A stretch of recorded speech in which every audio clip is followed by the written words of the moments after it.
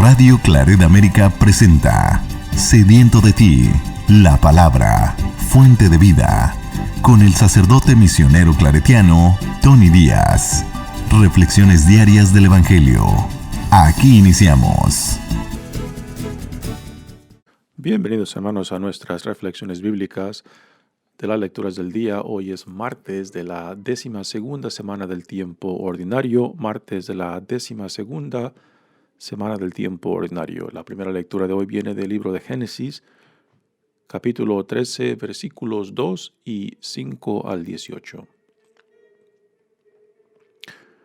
Abraham era muy rico en ganado, plata y oro. También Lot, que acompañaba a Abraham, poseía ovejas, vacas y tiendas. La tierra no era suficiente para los dos y ya no podían vivir juntos, porque sus rebaños habían aumentado mucho. Hubo pleitos entre los pastores de Abraham y los de Lot. Además, los cananeos y los perezeos habitaban por entonces en el país. Entonces Abraham le dijo a Lot: que no haya pleitos entre tú y yo, ni entre nuestros pastores, puesto que tú y yo somos hermanos. Tienes todo el país por delante. Sepárate de mí. Si te vas por la izquierda, yo me iré por la derecha. Si tú tomas la derecha, yo tomaré la izquierda. Lot levantó los ojos y vio que todo el valle del Jordán, hasta llegar a Zoar, era de regadío. Esto sucedía antes de que el Señor destruyera a Sodoma y Gomorra. Era como el paraíso o como la región fértil de Egipto. Entonces Lot escogió todo el valle del Jordán y se trasladó al oriente, y así se apartaron el uno del otro. Abraham se estableció en Canaán y Lot en las ciudades del valle, donde plantó sus tiendas hasta Sodoma. Los habitantes de Sodoma eran malvados y pecaban gravemente contra el Señor. Después de que Lot se separó, el Señor le dijo a Abraham: alza tus ojos y desde el lugar en donde estás, mira hacia el norte y el sur, hacia el oriente y el poniente. Pues bien, toda la tierra que ves te la voy a dar a ti y a tus descendientes para siempre. Voy a hacer a tu descendencia tan numerosa como el polvo de la tierra. El que pueda contar el polvo de la tierra podrá contar a tus descendientes. Anda, recorre el país a lo largo y a lo ancho, porque te lo voy a dar a ti. Y Abraham fue a plantar sus tiendas en el encinar de Mambré, en Hebrón, y construyó ahí un altar al Señor. Palabra de Dios. El salmo responsorial es el Salmo 14 y el responsorio es: ¿quién será grato a tus ojos, Señor? ¿Quién será grato a tus ojos, Señor? El hombre que procede honradamente y obra con justicia, el que es sincero en todas tus palabras, y con su lengua a nadie desprecia. Quien no hace mal a su prójimo, ni difama al vecino, quien no ve con aprecio a los malvados, pero honra a quienes temen al Altísimo. Quien presta sin usura, y quien no acepta soborno en perjuicio de inocentes, ese será agradable a los ojos de Dios eternamente. ¿Quién será grato a tus ojos, Señor? El Evangelio de hoy viene de Mateos, capítulo 7, versículos 6 y 12 al 14. En aquel tiempo Jesús dijo a sus discípulos: no den a los perros las cosas santas, ni echen sus perlas a los cerdos, no sea que las pisoteen y después se vuelvan contra ustedes y los despedacen.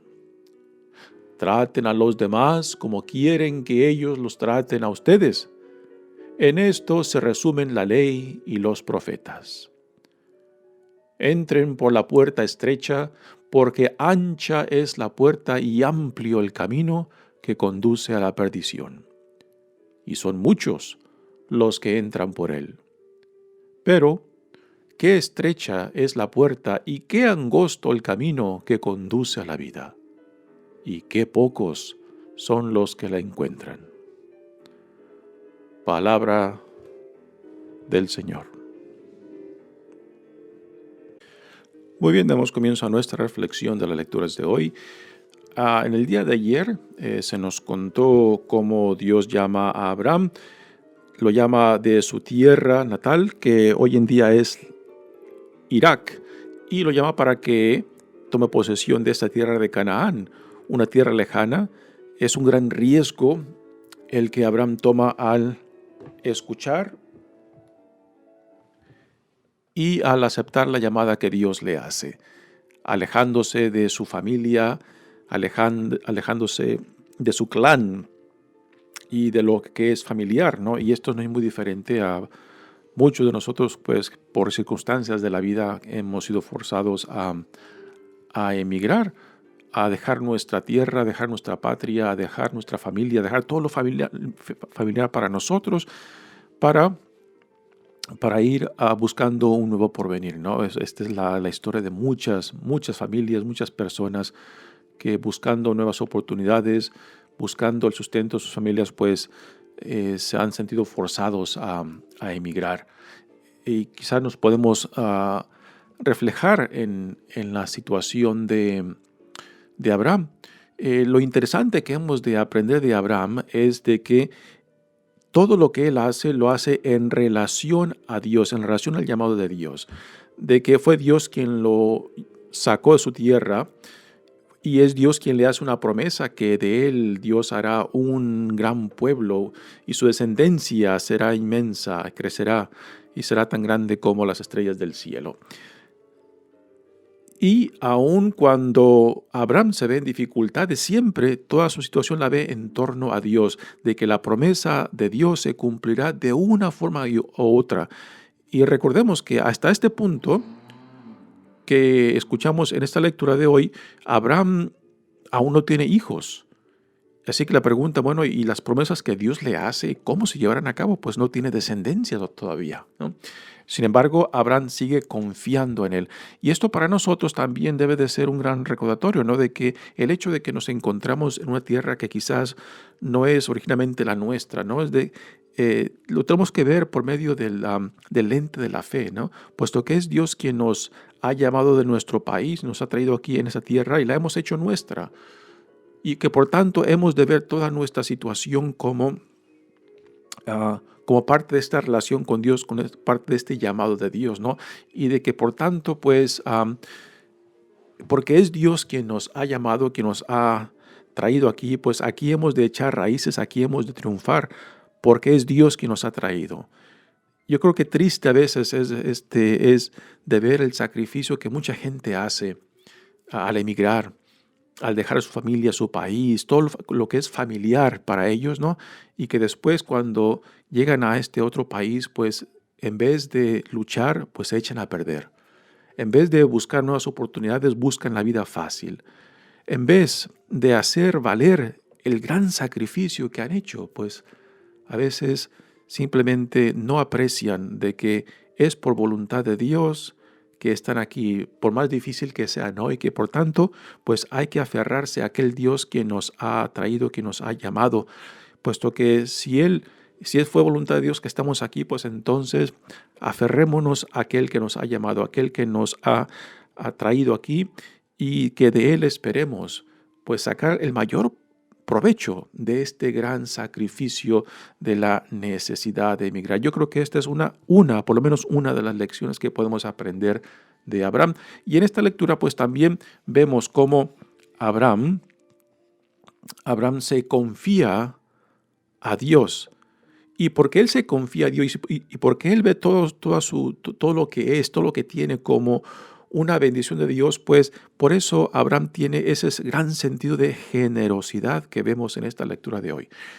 En esta lectura tenemos a Lot, que es sobrino de Abraham, y Abraham que parece que sus bienes, sus animales han crecido tantos que ahora hay problemas entre los pastores, porque parece que no hay suficiente alimento para la cantidad de animales que tienen.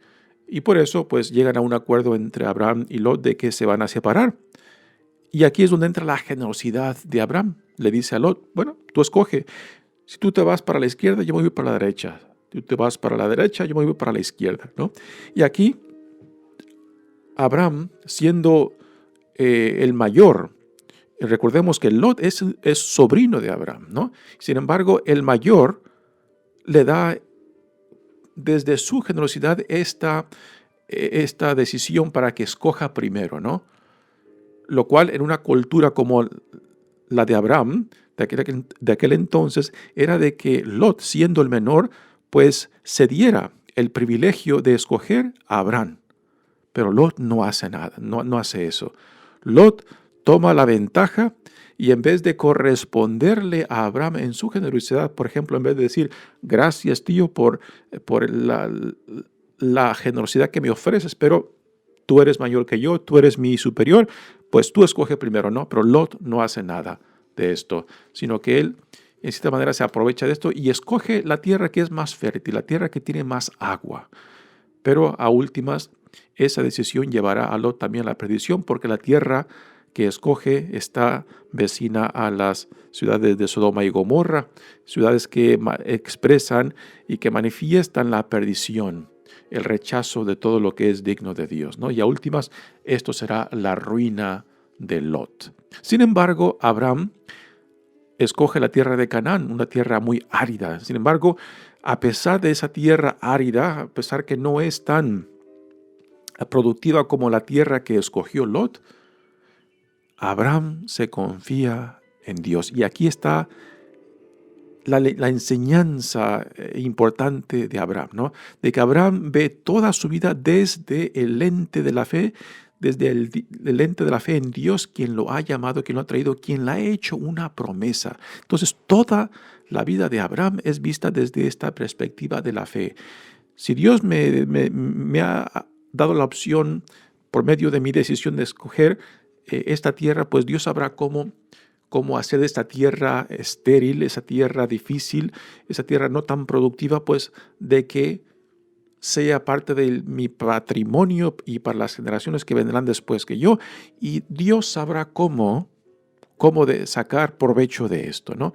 Y es aquí donde se manifiesta la fe, la grandeza de la fe de Abraham, que el Dios que me ha llamado, el Dios que me ha hecho esta promesa, es el Dios que sabrá lo que tiene que hacer para que su promesa se haga realidad, ¿no? Y es aquí, yo creo que la enseñanza que tenemos dentro de esta lectura. Dice la lectura, Abraham era muy rico en ganado, plata y oro. También Lot, que acompañaba a Abraham, poseía ovejas, vacas y tiendas. La tierra no era suficiente para los dos y ya no podían vivir juntos porque sus rebaños habían aumentado mucho. Hubo pleitos entre los pastores de Abraham y los de Lot. Además, los cananeos y los perezeos habitaban por entonces en el país. Así que esto nos da el contexto de la situación entre Lot y Abraham. Y Abraham, siendo muy generoso, repito, la generosidad de Abraham brota de su relación con Dios.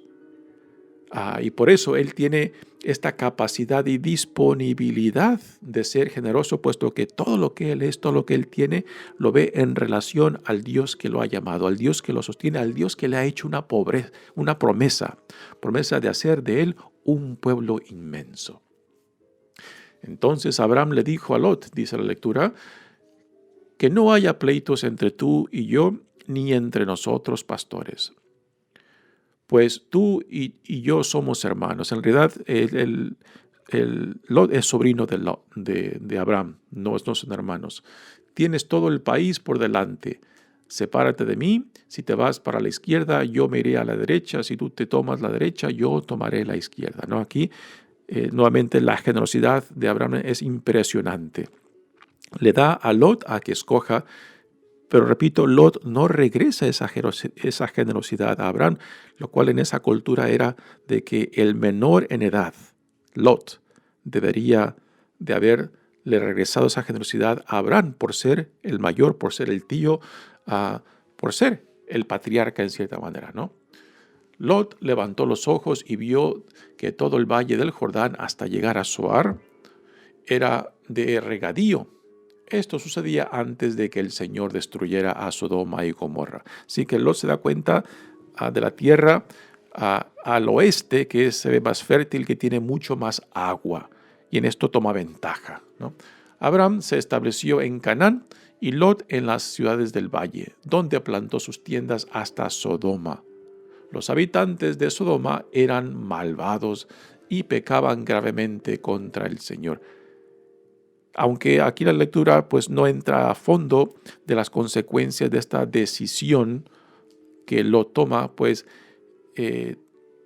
yo creo que Lot toma ventaja, y el hecho de que tomó ventaja pues buscando lo más fácil, lo más provechoso para él, sin ninguna consideración para Abraham, a últimas refleja también la actitud de Lot, de buscar la vida fácil,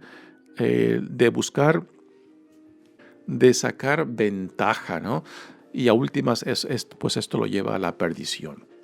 Dice, después de que Lot se separó, el Señor le dijo a Abraham, alza tus ojos y desde el lugar en donde estás, mira hacia el norte y el sur, hacia el oriente y el poniente. Pues bien, toda la tierra que ves, te la voy a dar a ti y a tus descendientes para siempre. Nuevamente recordemos que aquí, hasta este punto, Abraham todavía no tiene hijos.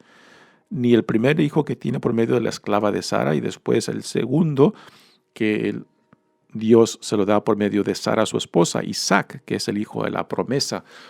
Pero Abraham aún sigue confiando de que la promesa de Dios se llevará a cabo de una forma u otra, ¿no? Nuevamente, esta es la grandeza de Abraham.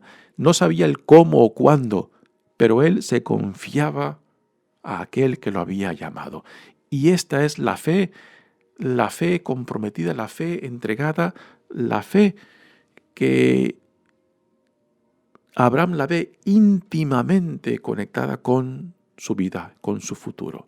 El cómo y cuándo, Abraham no tiene ninguna idea, pero él confía en aquel Dios que le ha hecho su promesa. Dice, voy a hacer a tu descendencia tan numeroso como el polvo de la tierra, y el que pueda contar el polvo de la tierra podrá contar a tus descendientes.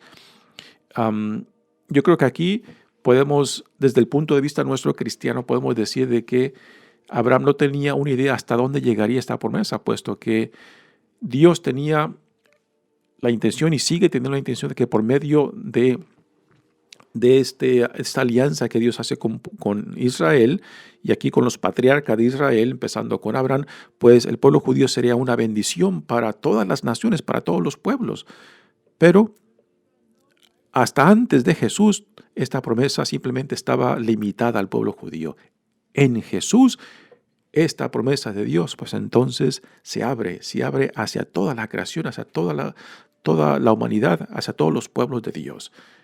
Y en sí, tomando a Abraham como nuestro padre en la fe, desde el punto de vista nuestro cristiano, pues, y considerando la diversidad de razas, de naciones, de culturas que son parte de nuestra Iglesia Católica, pues aquí vemos la promesa realizada, de que esta promesa que Dios le hace a Abraham se ha cumplido, se ha llevado a cabo, porque lo vemos en cómo la buena nueva de Dios, la salvación de Dios, está presente en todas las culturas del mundo.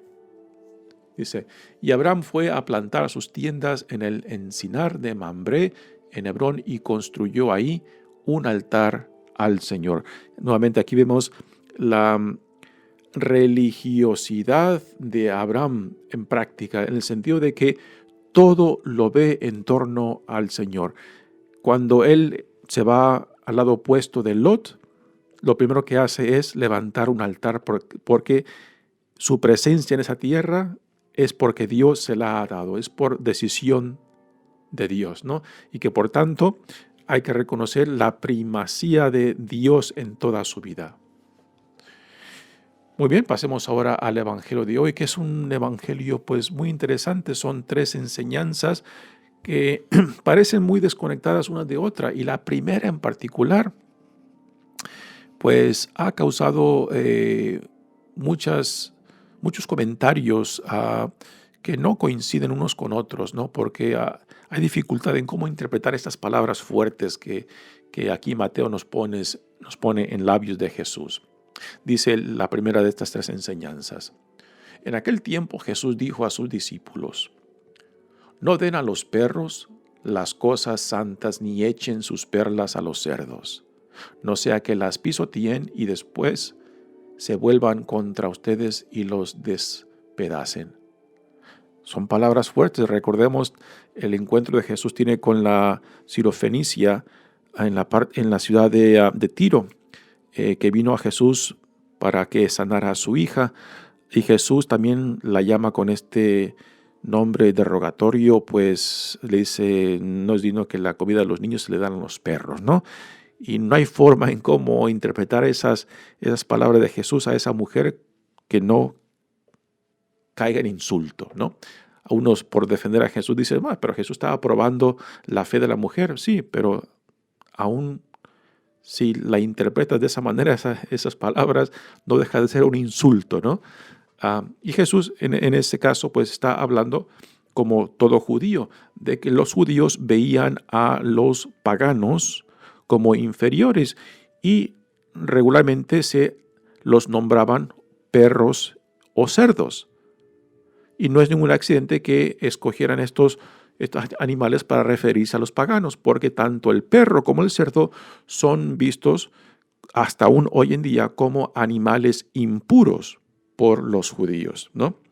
Y el hecho de que aquí en esta enseñanza de Jesús tenemos nuevamente estas palabras, ¿no? Pues es algo fuerte y desconcertante, ¿no? Puesto que Jesús, por ejemplo, a finales de este mismo evangelio de Mateo nos dice de que compartamos la buena nueva, el evangelio, con todas las naciones, con todos los pueblos. Y parece ser algo contradictorio con esta enseñanza. Entonces, ¿cómo hemos de interpretar? Una posible interpretación es de que esta enseñanza pues sale de la comunidad judía cristiana, lo cual lo refleja claramente el Evangelio de Mateo, que nace de una comunidad judía cristiana y que por lo tanto en el principio de la iglesia, y esto lo sabemos por los Hechos de los Apóstoles, en el principio de la iglesia, los primeros judíos cristianos pensaban de que el Evangelio, la buena nueva, solamente estaba limitada al pueblo judío, viendo a Jesús como el Mesías, como el cumplimiento de las promesas de Dios. Y que al principio de la iglesia, al comienzo, pues entonces no se imaginaban ni pensaban de que el plan de Dios era más allá de los límites del pueblo judío, ¿no? Así que esta es una posible interpretación de estas palabras fuertes: no den a los perros las cosas santas, ni echen sus perlas a los cerdos, ¿no? Pues repito, de que esto sea simplemente la mentalidad en el principio, pero que después, por obra del Espíritu Santo, Dios les fue ampliando la visión del plan de salvación de Dios, que iba mucho más allá del pueblo judío. Otra posible interpretación de estas palabras tenga que ver con el Evangelio de Mateo en el capítulo 18, versículos 15 al 17. Dice lo siguiente: si tu hermano te ofende y ve y corrígelo, tú y a él a solas. Si te escucha, has ganado a tu hermano. Si no te hace caso, hazte acompañar de 1 o 2 para que el asunto se resuelva por 2 o 3 testigos. Si no le hace caso, informa a la comunidad. Y si no hace caso a la comunidad, considéralo como un pagano o un recaudador de impuestos. Recordemos que los judíos a los paganos se referían a ellos como perros o cerdos. Así que quizás estas palabras, aunque originalmente se referían de cómo los judíos se referían a los paganos, es el contexto original, pero que después, en el contexto de Mateo, estas palabras hacen referencias a aquellos que rechazan o la corrección evangélica o que rechazan el mensaje del evangelio, ¿no? Ya Jesús, cuando manda a sus primeros discípulos a compartir su misión, le dice: en los pueblos que no lo reciban, pues sacúdanse hasta el polvo de los pies como acto de que ellos no son responsables de su perdición, puesto que han rechazado la buena nueva, el mensaje que ellos les traen, ¿no? Pues igualmente aquí, esta parte del Evangelio de Mateo, en el capítulo 18, versículos 15 al 17, pues quizás tenga en mente esto que está diciendo el Evangelio de hoy. Aquellos que rechacen la oportunidad de la reconciliación, aquellos que rechacen el mensaje del Evangelio, aquellos que se alejan por su propia cuenta, por su propia voluntad a lo que Dios los llama, pues entonces el evangelista Mateo dice: trátenlo como paganos. Y los paganos, a los ojos de los judíos, eran vistos como perros o cerdos, ¿no? Así que esta es otra posible interpretación de esta enseñanza de Jesús, que, repito, es una enseñanza que históricamente ha causado mucha dificultad entre varios comentaristas. Mucho después, en la Iglesia Católica, esta enseñanza de Jesús ha sido interpretada en torno a la Eucaristía, o sea, de que no le demos la Eucaristía a aquellos que no la aprecian o que no reconocen qué es, ¿no? Esto sería un estrechar mucho esta enseñanza, porque no es acerca de la Eucaristía de lo que Mateo está hablando en esta enseñanza. Bueno, pasemos a la siguiente enseñanza que Jesús nos da. Dice: traten a los demás como quieren que ellos los traten a ustedes. En esto se resumen la ley y los profetas. Esta enseñanza que le llaman la regla de oro, pues no es única al judaísmo, se encuentra en la mayoría de las culturas del mundo, y es interesante de que Jesús aquí cite la regla de oro como un resumen de toda la enseñanza de los profetas y de la ley mosaica. Pero la forma en que Jesús la cita aquí es en la forma positiva. La forma negativa de esta misma enseñanza dice: no hagas a otros lo que a ti no te gusta que te hagan, ¿no? Esta es la forma negativa, pero aquí Jesús la pone en la forma positiva, cuando dice: traten a los demás como quieren que ellos los traten a ustedes, ¿no? En la forma negativa, se puede interpretar de que no hagas a otro. Bueno, si yo no me meto con nadie, pues estoy cumpliendo la ley, ¿no? Pero la forma que Jesús la pone aquí, y desde el punto de vista del reino, del punto de vista del encuentro con Dios, en el cual te reconoces que Dios te ama, que Dios te sana, que eres un hijo, una hija amada de Dios, pues entonces no te llama simplemente a no hacer nada. Te llama a tomar cierta opción ante la vida y ante el mundo según como tú te ves a los ojos de Dios. Un hijo, una hija amada de Dios, de que Dios te ama a pesar de ti mismo, y que por tanto somos llamados a actuar con esta disponibilidad y gratitud y generosidad con la cual Dios nos ha tratado a nosotros. Así que la actitud del cristiano no es simplemente en reservarse en actuar, aún en cosas malas que a uno no le gusta, sino en todo lo contrario, en actuar, relacionarte con la dignidad que es tuya como hijo, como hija amada de Dios. Y que por tanto la enseñanza que Jesús aquí nos pone acerca de la regla de oro es mucho más amplia que en la forma negativa que casi siempre se cita. Y finalmente tenemos la última enseñanza en la cual nos dice: entren por la puerta estrecha, porque ancha es la puerta y amplio el camino que conduce a la perdición, y son muchos los que entran por él. Aquí podemos, en cierta manera, viendo hacia atrás en la primera lectura, cómo Lot escogió pues la puerta ancha, ¿no? Tomando ventaja de Abraham, y que su decisión de escoger esa tierra cercana a Sodoma y Gomorra pues fue la perdición. Esta enseñanza pues tiene también mucho que retarnos para nosotros, de que escuchar el Evangelio, escuchar la buena nueva, identificarnos con el Evangelio y con la buena nueva, es hacer nuestra la visión del reino que Dios en Jesucristo nos revela y manifiesta. Y que por tanto el decir sí a Dios tiene implicaciones, tiene consecuencias, ¿no? Y que a últimas tenemos que hacer conciencia de estas consecuencias de decir sí al Señor, que no simplemente es un sí, no simplemente es una voluntad nuestra, es un asimilar la visión del reino que Dios nos da en Jesucristo, y que esto pues exige y requiere ciertos principios fundamentales de quién dice Dios que somos, y cómo esta identidad y dignidad de hijos e hijas de Dios se tiene que manifestar y expresar en ciertos principios fundamentales del amor, de la compasión, de la misericordia, de la justicia de Dios, de la hermandad, de la solidaridad, de que Dios nos hace corresponsables unos de otros, ¿no? Y todo esto tiene que ser parte de cómo nosotros después vivimos, nos relacionamos, los valores que cultivamos, las prioridades que tenemos en nuestra vida.